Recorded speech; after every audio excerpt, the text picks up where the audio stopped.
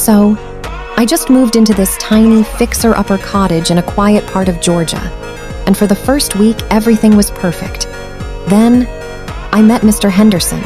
He seemed like your typical over-friendly retiree, always trimming his hedges and waving.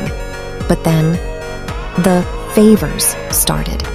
He knocked on my door at 10 p.m., holding a rusty tape measure, asking if he could check the dimensions of my basement stairs because he remembered the old owners had termite issues. I said no, obviously, but he just stood there, staring through the screen door, smiling with way too many teeth. He didn't leave for 10 minutes. He just hovered on the porch, whispering to himself.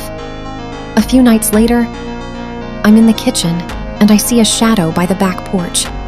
I thought it was just a stray dog, but when I flipped the floodlight, it was Henderson.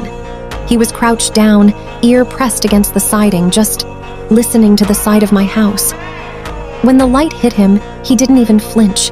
He just stood up slowly, held up a pair of heavy-duty bolt cutters, and whispered, "You really should have let me check those stairs, Mia. They're much louder from the inside." I felt my stomach literally drop. I ran for my car keys, thinking I could just drive to a gas station and call the cops. But when I got to the driveway, every single one of my tires had been shredded. Not just flat, shredded. I bolted back inside and locked the deadbolt, but then I heard it. A slow, heavy thump coming from right beneath my feet. The basement door, which I swore I'd locked, started to creak open. He hadn't been trying to get in.